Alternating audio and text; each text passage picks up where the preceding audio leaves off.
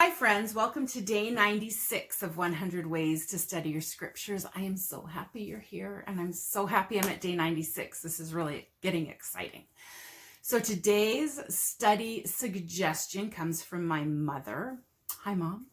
And she said when she wants to understand the scriptures better, she'll read them out loud because there's something about hearing them, and that she'll put in all the emphasis and punctuation and expression that she can to help her understand them better.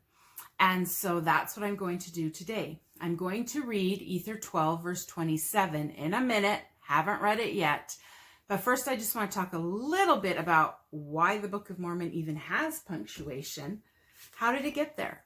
So here's a little history. I've been doing a little research today. So first of all, the Book of Mormon, when it was translated, Joseph Smith would speak a line, and then the scribe would write the line. And apparently there was very little in the way of paragraph markings or punctuation. And so they took this manuscript as it was and took it to Grandin Press.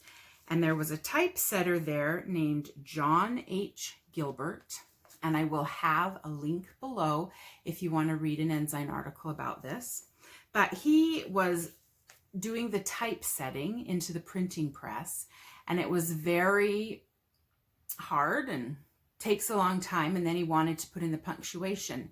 And so he said, why don't you give me the manuscript? I'll take it home for a few days, and then I'll take a pencil and mark in all of the what I think all of the punctuation should be, and you can just take a look at that.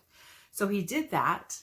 And he was a non-member, read the Book of Mormon, and added over 30,000 punctuation marks. And a lot of it's what we have today. Now, in the first edition of the Book of Mormon, there were many mistakes. There were spelling errors and there were punctuation errors, but they've gotten fixed up over the years. And we know, and I know actually, that the Book of Mormon is the most correct of any book on earth.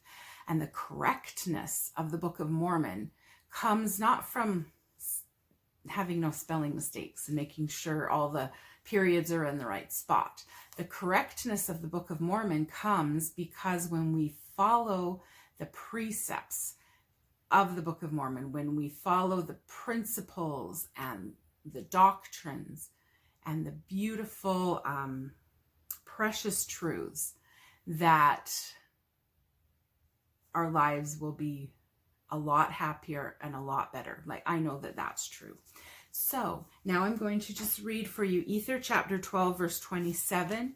So this is, of course, Ether's account of the Jaredites. And also Moroni is also writing it out and putting in his 2 cents too. But this is sort of, is it from the brother of Jared? It kind of sounds like it's from the brother of Jared. Oh, this is so awkward because I don't know. Yeah, this is stuff from the brother of Jared that Ether wrote down that Moroni is writing down. That's what I think.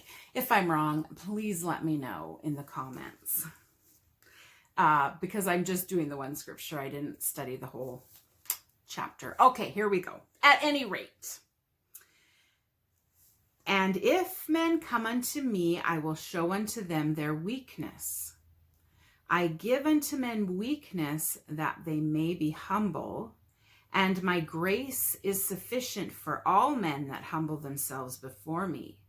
For if they humble themselves before me and have faith in me, then will I make weak things become strong unto them. Okay, so I have memorized this scripture. I've taught it and studied it a lot. And one thing that I got out right now from doing this method is my grace is sufficient for all men that humble themselves before me. I just feel really impressed that the gospel is for everyone. And if you humble yourself and ask God, you'll get answers. And if you have weaknesses, if I have weaknesses or anyone else has weaknesses, and come to God, you can turn those weaknesses into strengths. If you're a super impatient person, well, that's that's not a weakness. But if you feel like it's a weakness, you can turn that impatience into like a strength of where you can get things done and help others to get things done. That's just a little example, but that's what came to me from reading it this way. So try it out, see what you think. I actually quite like it. I will give it a 10 out of 10 for my mother. And I hope you have a great day studying your scriptures, and I will see you next time. Bye.